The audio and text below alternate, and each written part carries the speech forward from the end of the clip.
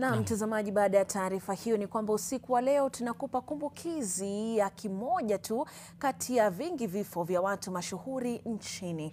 Kifo ambacho kinazingirwa na labda kitazingirwa hata zaidi na maswali chungu nzima miaka 10 baadaye. Profesa George Saitoti alikuwa amepigiwa upatu kumrithi hayati Rais Mwai Kibaki katika uchaguzi mkuu wa mwaka 2013, ila kifo chake ghafla kiazika matumaini hayo. Aidha, marehemu Saitoti alikuwa mstari wa mbele kupigana na vita dhidi ya walanguzi wa dawa za kulevya, na kabla kufa kwake alikuwa anaandaa orodha ndefu ya watu mashuhuri ambao ni walanguzi wa mihadarati. Katika taarifa yetu maalum ya miaka 10 ya siri ya Saitoti, mwanahabari wetu Brian Obuya anayafufua maswali kuhusu ajali ya ndege iliyosababisha kifo cha Saitoti mwaka 2012. Tarehe 10 mwezi Juni mwaka 2012, Kenya ilipatwa na mshangao mkubwa. Mtu aliyeweka usalama wa ndani wa taifa kiganjani mwake hakuwa tena. He had many enemies from different quarters. Profesa George Saitoti, waziri msaidizi wake Orwa Ojode, walinzi wao wawili pamoja na marubani wawili walikuwa wameangamia mapema asubuhi kutokana na kuanguka kwa ndege katika msitu wa Kibiku huko Ngong. Miaka 10 baadaye, vifo hivyo 6 vimekuwa miongoni mwa orodha ndefu ya vifo tata vya watu mashuhuri nchini bila majibu ya ripoti za uchunguzi chungu nzima zinazofanywa na asasi za upelelezi. Je, Saitoti alifariki kwa ajali ya kawaida ama kulikuwa na njama fiche sirini? I've not heard even those who were speculators coming up with any alternative theories. So I would want to believe it was an accident. It is incredibly strange that the person who is heading in charge of your national security would die in such a manner, and there's no conclusive answer. Kwa zaidi ya miongo miwili kulikuwa na maprofesa wawili tajika katika uongozi wa taifa la Kenya.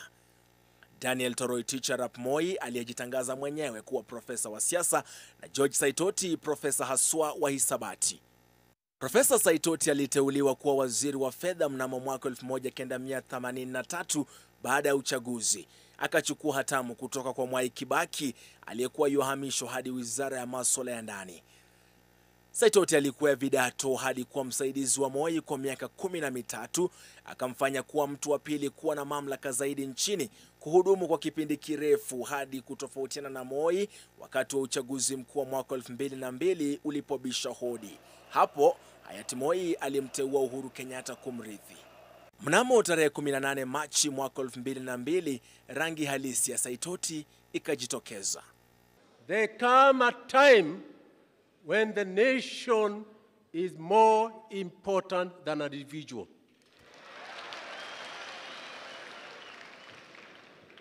It is because of that consideration and in consultation that I say I shall not offer myself for any position.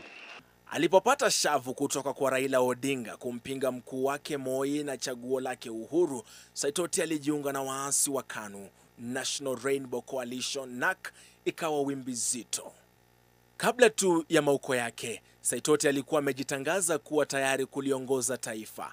Akiwa na chembechembe za usuli wa mlimani na umasaini, wengi walimuona kuwa chaguo bora aliyekuwa na uwezo na rasilimali kumrithi Kibaki.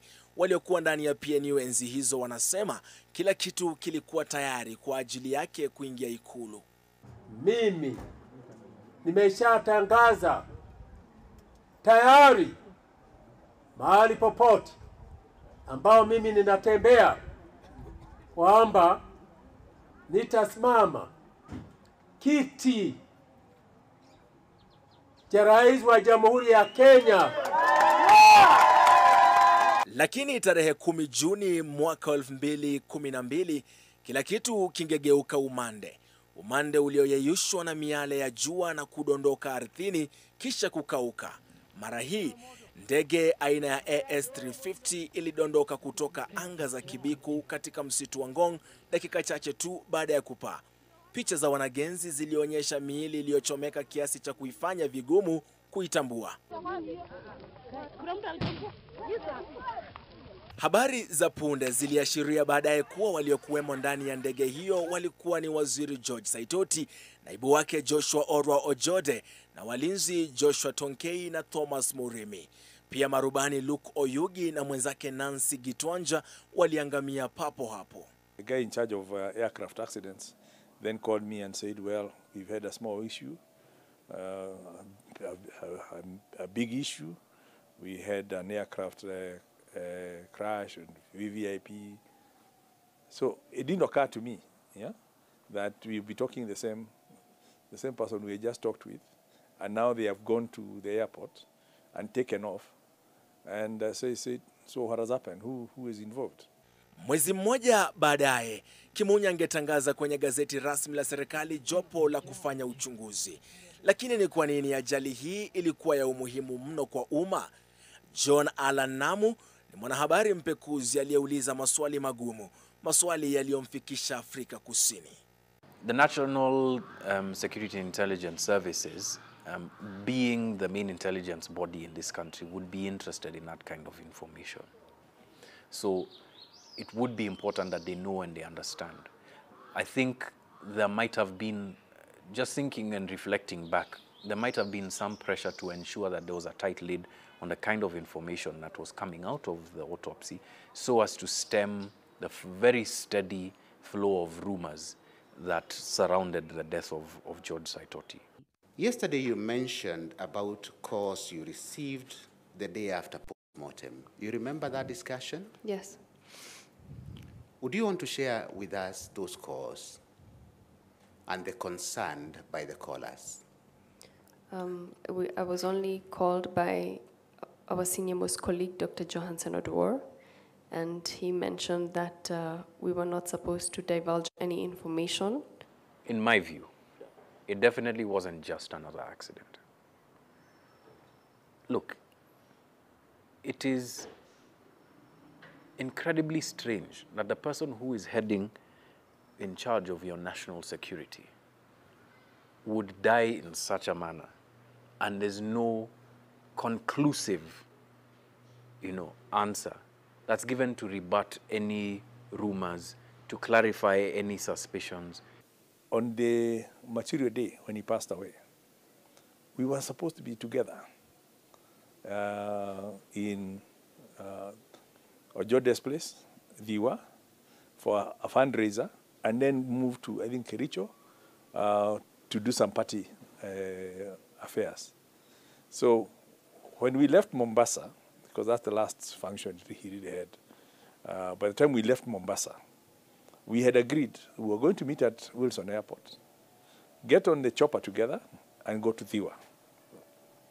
But as fate would have it, the late Ojode did not travel on Saturday to wait for us in Thiwa. So Prof then called me in the morning and said, we can't travel together. No. The death of George Saitoti was never an accident. And you could tell from the activities that followed after his death. The pathologists didn't agree. There was a bit of cover-up. The commission of inquiry that was set up, you could look at the membership. External investigators like FBI and Scotland Yard were not involved. It's something that touched me, directly, in that, I was supposed to be part of that delegation. That's how has happened. I'm the Minister for Transport. So the next thing is obviously we have to start the investigation. Na miaka 10 baadaye, maswali haya bado hayana majibu. Brian Obuya, NTV.